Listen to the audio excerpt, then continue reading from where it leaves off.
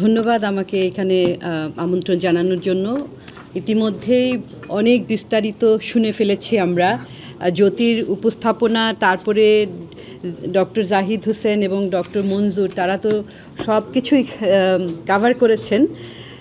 হয়তো আমি যা বলবো তা পুনরাবৃত্তি হবে কিছু কিছু ক্ষেত্রে। একটা জিনিস এখানে আমি শুরু করতে চাই, তারপরে আপনার প্রশ্নের মধ্যে উত্তরে আসবো, যে মানব সম্পদের যে উৎপাদনশীলতা বৃদ্ধির কথা বলেছেন। তো এই যে ইকুইলিব্রিয়াম এর কথা বলা হচ্ছে, যে আমরা কি একটা নিম্ন স্তরের ভারসাম্যর দিকে যাচ্ছি কিনা, এবং এখানে গুড ব্যাড আগলি, এবং জ্যোতি তার উপস্থাপনায় আগলিটার দিকেই আমাদের নজর দিয়েছেন। এবং এখানে বিনিয়োগ, মূল্যস্ফীতি এবং বৈষম্য, এই তিনটা বিষয়ে আপনাদের এখানে ছিল, যে এই অর্থনীতিকে যদি আমরা $1 ট্রিলিয়ন ইকোনমিতে নিতে চাই, তাহলে এইগুলোতে কী ধরনের অবস্থা রয়েছে এবং আমরা কিভাবে যেতে পারি। সো আমার পূর্ববর্তী স্বনামধন্য অর্থনীতিবিদরা খুব সুন্দরভাবে বলেছেন। তো আমি একটা বৈষম্যের দিকটা আমি একটু বলতে চাই, যেটা হয়তো কিছুটা কম এখানে আলোকপাত করা হয়েছে। দেখেন, মূল্যস্ফীতিটা তো গত 3 বছর সময় ধরেই চলছে।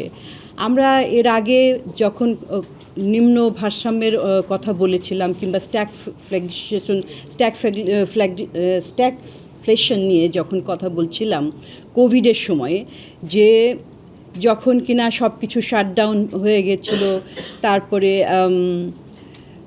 লজিস্টিক্স এবং সাপ্লাই চেইন সব বন্ধ হয়ে যাওয়ার পরে অর্থনীতিতে যেই ধরনের স্থবিরতা সৃষ্টি হয়েছিল সারা পৃথিবীতে, তখন মনে হচ্ছিল যে অর্থনীতিটা একটা স্ট্যাগফ্লেশনের দিকে যাচ্ছে এরকম। তারপরে থেকে সারা পৃথিবীর অর্থনীতি ঘুরে দাঁড়ানোর চেষ্টা করেছে, দাঁড়িয়েছেও, বাংলাদেশেও দাঁড়ানোর চেষ্টা করেছে।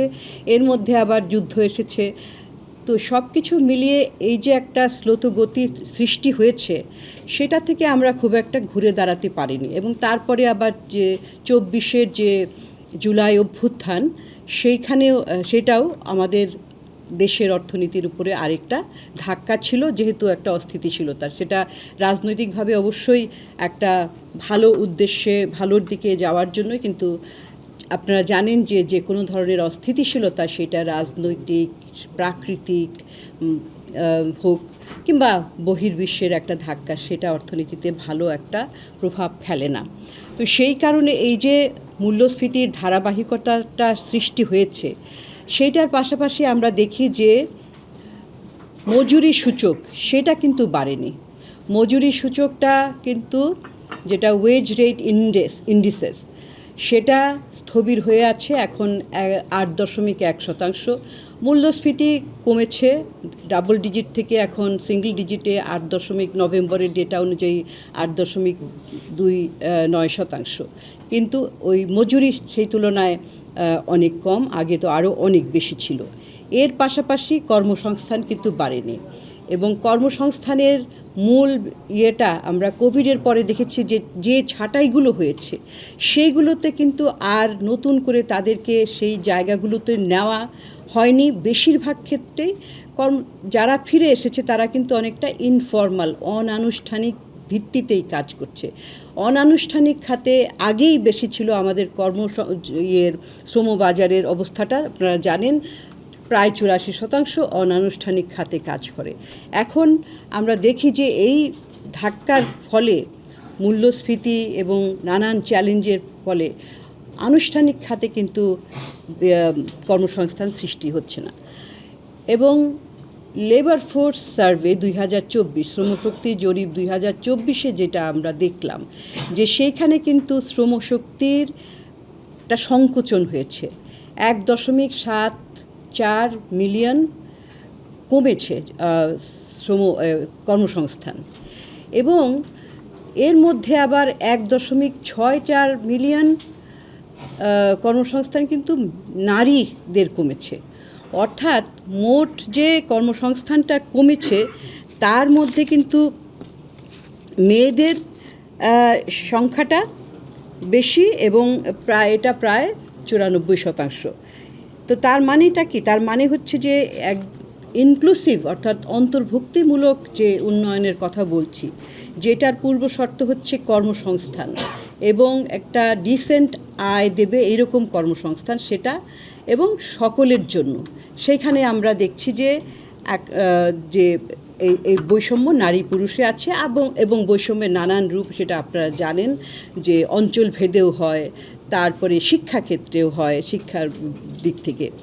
তো সেটা নাই। এবং যেটা আমরা টাস্ক ফোর্সেও ফাহিম মাসুরও আমাদের সাথে কাজ করেছে, যে আমরা দেখেছি, হ্যাঁ মঞ্জুরও ছিল, আমি যেটার প্রেক্ষিতে নামটা নিলাম, যে একটা এই যুব কর্মসংস্থান, যে দেখা গেছে যে যারা বেশি শিক্ষিত তারাই কিন্তু কর্মসংস্থান কর্মবাজারে কম চাকরি পায়, বেকারত্বের সংখ্যাটা বেশি, যত বেশি শিক্ষা তত কম চাকরি। তো এই যে একটা সামগ্রিক অবস্থা, এর ফলে ক্রয় ক্ষমতাটা তো কমে গিয়েছে মানুষের, এবং ক্রয় ক্ষমতা কমে যাওয়ার প্রেক্ষিতে কি সরকার দরিদ্র মানুষের জন্য নানান ধরনের সামাজিক নিরাপত্তা বেষ্টনীর আওতায় তাদের বরাদ্দ বাড়িয়েছে, এবং তারপরে ধরেন ওই খোলা বাজারে বিভিন্ন ধরনের পণ্য, চাল, তেল, ডাল, এই সমস্ত বিক্রি সেটিও করেছে, কিন্তু সেগুলো তো পর্যাপ্ত না। এবং এই কারণে আমরা দেখি যে বৈষম্যটা এই ধাক্কায় অনেকখানি বেড়েছে। বিভিন্ন জরিপে বিশ্বব্যাংক কিংবা পিপিআরসি যে জরিপগুলো করছে, সেগুলোতে আমরা কি দেখছি, যে দারিদ্র্য বাড়ছে এবং বৈষম্যও বাড়ছে। তো সেই জন্যই এই লো লেভেল ইকুইলিব্রিয়ামে কিংবা লো ইকোনমিক গ্রোথ, উৎপাদন কিংবা অর্থনৈতিক প্রবৃদ্ধি যদি কম হয়, সেটার একটা প্রভাব তো আমাদের এই বৈষম্যের মধ্যে পড়বে। কারণ এই অর্থনৈতিক প্রবৃদ্ধিটা কেন কম হচ্ছে, এই যে একটা ইকুয়েশন এখানে শুরুতেই, যে আমাদের যে প্রোডাকশন ফাংশনটা, এটার প্রথম বিষয়টাই হচ্ছে যে বিনিয়োগ হবে। বিনিয়োগ যে হচ্ছে না সেটা কিংবা কমে যাচ্ছে, সেটা আমরা শুনেছি। বিনিয়োগের ক্ষেত্রে প্রধানতম যে ব্যক্তিখাতের বিনিয়োগ একটা মূল চালিকা শক্তি, সেইটা অনেক দিন থেকে তো স্থবির ছিল। গত 2024 অর্থ বছরে এটা 24-এর কাছাকাছি ছিল, 24%।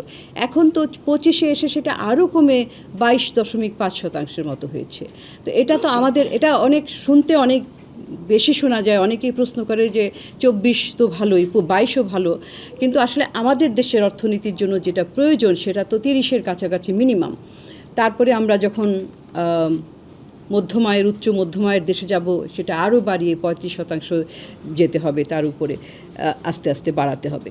তো সেই জন্য এই বিনিয়োগটা যদি না থাকে, তাহলে আমাদের এই প্রবৃদ্ধির বাড়ার যে এই প্রজেকশনটা, সেটা কিন্তু খুব দুঃসাধ্য হবে। এবং সবাই, আমার আগের বক্তারাও বলেছেন যে 8% প্রকৃত জিডিপি বৃদ্ধি 2035 সাল পর্যন্ত খুবই চ্যালেঞ্জিং, বিশেষ করে বর্তমানে যে অবস্থা, বিনিয়োগের যে অবস্থা, কর্মসংস্থান এবং তারপরে উৎপাদনশীলতা, যেটা সবাই বলেছেন, যে আমাদের যে শ্রমশক্তি যারা বাজারে আছেন, কাজ করছেন, তাদের উৎকর্ষতা কেমন, আমরা কি বিশ্বের বাজারের সাথে প্রতিযোগিতা সক্ষমতাটা বজায় রাখতে পারি কিনা। প্রতিযোগিতার সক্ষমতার একটা জায়গা তো অবশ্য কস্ট অফ ডুইং বিজনেস, কিন্তু এটার মধ্যেও আবার কস্ট অফ ডুইং বিজনেস শুধুমাত্র অবকাঠামো কিংবা সুদের হার সেগুলোও না, মানব সম্পদ এর দক্ষতাটা কতখানি, কতজন শ্রমিক শক্তি দিয়ে আমি কতখানি উৎপাদন করতে পারছি সেটা।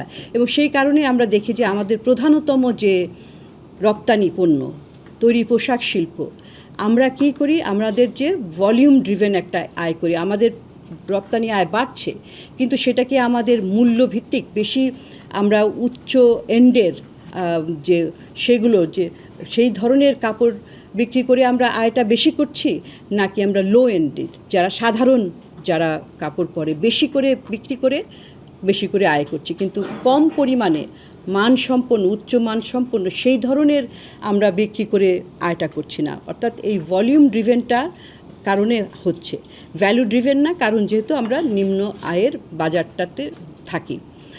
তো এই সবগুলোর পিছনেই কিন্তু মানব সম্পদের উৎকর্ষতার কথা রয়েছে। মানব সম্পদের উৎকর্ষতা কিংবা মানব সম্পদের দক্ষতাটা আমি গত কয়েকদিন থেকে প্রায়ই এটা নিয়ে আলোচনা হয় এবং বিভিন্ন বিশ্বের সাথে বিভিন্ন ধরেন ইন্ডেক্স তুলনা করতে গেলে দেখা যায় যে আমরা কতখানি পিছিয়ে আছি। তো পিছিয়ে কেন? দেখেন, একটা বিষয় যেটা একটু আগে বললাম যে যত বেশি শিক্ষা তত বেশি বেকারত্বের হার। তো এখন আমাদের বিশ্ববিদ্যালয়গুলো থেকে তো গ্র্যাজুয়েটস বের হয় এবং বিশ্ববিদ্যালয়ের সংখ্যাও অনেক বেশি, কত 60টার উপর, হ্যাঁ প্রাইভেটই 100, হ্যাঁ 100, হ্যাঁ। সো এতগুলি বিশ্ববিদ্যালয় থেকে যে গ্র্যাজুয়েট বের হয় তারা তো শ্রমবাজারে ঢুকতে পারে না।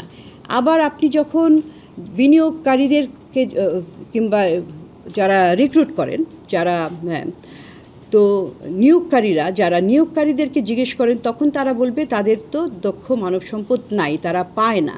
তো তার মানে হচ্ছে যে একটা বিরাট স্কিল মিসম্যাচ এখানে রয়ে গেছে, যে বিশ্ববিদ্যালয়ের যে পাঠ্যক্রম, সেই পাঠ্যক্রমের সাথে বাজারের চাহিদার কোনো সংযোগ নাই। সেটার জন্যই অনেক দিন থেকে বলা হচ্ছে যে পাঠ্যক্রমটা পরিবর্তন করা, বাজারমুখী, সেইখানে যে ইউনিভার্সিটি এবং বিজনেস এটার মধ্যে একটা যোগাযোগ স্থাপন করা, কারিকুলাম তৈরি করাতে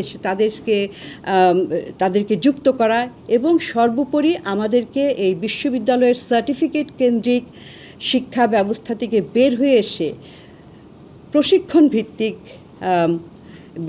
শিক্ষার মধ্যে যেতে হবে। এবং সেই লক্ষ্যে কিন্তু অনেক ধরনের ভোকেশনাল ট্রেনিং সেন্টার সরকার স্থাপন করেছে, কিন্তু সেইখানেও সমস্যা। সেখানেও বলা হয়, ব্যক্তিখাত আপনাদেরকে বলে থাকে নিশ্চয়ই, যে সেখান থেকেও যারা যে প্রশিক্ষিত জনগোষ্ঠী বের হয়ে আসে সেই প্রশিক্ষণও কিন্তু গুণমান সম্পন্ন না। অর্থাৎ আমাদের যে একটা মূল জায়গায় গলদ রয়ে গেছে, যে আমরা বাজারকে আমরা সরবরাহ করতে পারছি না। এত সংখ্যক জনবল রয়েছে এবং তরুণ জনবল, আমরা ডেমোগ্রাফিক ডিভিডেন্ড বলে থাকি, সেই ডেমোগ্রাফিক ডিভিডেন্ডটা তো আর পাচ্ছি না এত তরুণ জনগোষ্ঠী থাকার পরেও। এবং এই যে আমাদের জুলাই অভ্যুত্থান হলো, সেইটার মূল বিষয়টা কী ছিল? যে কর্মসংস্থান, চাকরি দাও, চাকরি নাই, শুধুমাত্র চাকরি আছে সরকারি চাকরি, এবং সেখানেও বিভিন্ন কোটার মাধ্যমে সেটা আরও সংকুচিত হয়ে গেছে। কেন সরকারি চাকরির উপর এত নির্ভরশীলতা? কেন ব্যক্তি খাতের উপর নির্ভরশীল হতে পারছে না? কারণ ব্যক্তি খাতই তো অর্থনীতির 80%। তো তার মানে ব্যক্তি খাত কোথা থেকে করবে? তাদের তো বিনিয়োগ হচ্ছে না, তাদের যে উৎপাদন প্রসার করা সেটা করতে পারছে না। সুতরাং এই অর্থনীতির পুরা জিনিসটা কিন্তু একটা আরেকটার সাথে অঙ্গাঙ্গিভাবে জড়িত হয়ে আছে, এবং সেটার জন্যই এখানে আমার পূর্ববর্তী বক্তারা রিফর্মের সংস্কারের কথা বলেছেন, বিনিয়োগের ক্ষেত্রে, তারপরে সম্পদ সঞ্চালন, ট্যাক্স জিডিপি রেশিও, যেটা কিনা ক্রমান্বয়ে কমে আসছে। এখন 2025 সালে এটা 6.8% হয়েছে। 2024 ছিল 7.4%, 19-20 সম্ভবত আরও 9-এর কাছাকাছি ছিল না। তো অথচ আমাদের অর্থনীতির আকার বড় হচ্ছে। তো সেখানে এক ধরনের সংস্কার, ব্যাংকিং খাতের সংস্কার, বহুল আলোচিত শ্রম বাজারের সংস্কার, প্রত্যেকটা জায়গায় জ্বালানি খাতের সংস্কারের কথা বলেছেন। সংস্কার এখন করবে কে? দেখেন, এই যে অন্তর্বর্তীকালীন সরকার এসে অনেকগুলো সংস্কারের উদ্যোগ নিয়েছেন, খুবই সাধুবাদ পাওয়ার যোগ্য, কিন্তু প্রশ্নটা হচ্ছে যে সেটার কতখানি বাস্তবায়ন হয়েছে এবং কেন হয়নি সেটারও কিছু কিছু ইঙ্গিত ডক্টর জাহিদ দিয়েছেন, ডক্টর মঞ্জুরও অনেকখানি বলেছেন। যে এখানে যে সংস্কার বাস্তবায়নের ক্ষেত্রে, সংস্কার কর্মসূচি হাতে নেওয়া এবং বাস্তবায়নের ক্ষেত্রে একটা সিস্টেমিক সমস্যা তো আছেই, তারপরে বিভিন্ন নন ইকোনমিক ফ্যাক্টরস সেগুলি আছে, সেগুলো রয়েছে। সেটার জন্যই যেটা প্রয়োজন সেটা হচ্ছে যে শক্তিশালী একটা রাজনৈতিক কমিটমেন্ট, এইটাই সবচেয়ে গুরুত্বপূর্ণ। সেটা যদি না থাকে তাহলে আসলে যত গুড উইল থাকুক না কেন, যেমন এই অন্তর্বর্তীকালীন সরকারের আমরা বিশ্বাস করতে চাই যে ছিল তাদের একটা আকাঙ্ক্ষা, কিন্তু তারা শেষ পর্যন্ত এসে সেটা বাস্তবায়ন করতে পারলেন না, এবং সেই সব কিছু এখন যে রিপোর্টগুলো তৈরি হয়েছে সেগুলো কিন্তু এখন সেগুলোর উপরে ধুলার আস্তরণ পড়তে যাচ্ছে দুঃখজনকভাবে। তো সেজন্য আমরা তাকিয়ে আছি যে নির্বাচন একটা সামনে আছে, নির্বাচনের পরে নির্বাচন করে যারা ক্ষমতায় আসবেন তারা এখন যে প্রতিশ্রুতিগুলি দিচ্ছেন, অনেকেই সংস্কারের কথা বলেছেন বিভিন্ন খাতে, এবং আমি মনে করছি যে যারা আরও সামনের দিনে আরও তারা তাদের নির্বাচনী ইশতেহার দিবেন, সেইখানে পরিষ্কার করে এই সংস্কারের কথাগুলি বলবেন। কিন্তু সবচেয়ে মূল বিষয় হচ্ছে যে বাস্তবায়ন করাটা, পরবর্তীতে তারা কিভাবে বাস্তবায়ন করবেন সেইটা না হলে রাজনৈতিক অঙ্গীকার ছাড়া সংস্কার যত ভালো রিপোর্ট কিংবা যত ভালো প্রস্তাবনায় হোক সেটা কিন্তু সাফল্যের মুখ দেখবে না। এমন না যে এইবারই প্রথম সংস্কার প্রস্তাব এসেছে, এমন না যে গত 10-20 বছরে কোনো সংস্কারের প্রস্তাব আসেনি, সব সময়ই এসেছে, কিন্তু সেখানে আমরা ঘাটতি দেখি যে সেখানে এক ধরনের অনীহা এবং রাজনৈতিক দুষ্টচক্র যেটা তৈরি হয়েছিল এতদিন ধরে, রাজনীতি, আমলাতন্ত্র, ব্যবসা সব কিছু মিলে যে একটা স্বার্থ সংশ্লিষ্টর চক্র একটা গড়ে উঠেছে, সেইখানে কিন্তু বাধা। কারণ সংস্কার করলেই কিন্তু আপনার যে রেন্ট সিকিং বিহেভিয়ার জায়গায় জায়গায় খাতে খাতে সেইগুলো বন্ধ হয়ে যাবে। সেই জন্য রাজনৈতিক অর্থনীতিটা এই যে $1 ট্রিলিয়ন ইকোনমি অ্যাচিভ করার ক্ষেত্রে এইটা মানে এটার বাইরে না, এটা কিন্তু অঙ্গাঙ্গিভাবে জড়িত। আমি শেষ করতে চাই একটা, এখানে স্লাইডে আমি দেখছি যে একটা জ্যোতির স্লাইডে যে ইনভেস্টমেন্টের কথা বলতে যে political stability must but not enough, এটা বলেছেন। কিন্তু দুটাই আমি মনে করি যে হ্যাঁ, it is not enough, it is a must actually. So এটা একটা ফ্যাক্টর। পলিটিক্যাল ইকোনমিক ফ্যাক্টরগুলা বিস্তারিতভাবে খাতওয়ারি বর্ণনা করা যায়, কিন্তু আমি জোর দিতে চাচ্ছি যে তার সাথে একমত হয়ে যে এটা একটা অন্যতম গুরুত্বপূর্ণ পূর্বশর্ত, এবং সেটা আসতে হবে রাষ্ট্রের সর্বোচ্চ পর্যায় থেকে। সেইখান থেকে যদি কমিটমেন্টটা না আসে তাহলে কিন্তু সেগুলো নিচের দিকে সেগুলো পার্কুলেট করবে না। তো আমি এই আশাবাদ ব্যক্ত করে আমার বক্তব্য শেষ করছি। ধন্যবাদ।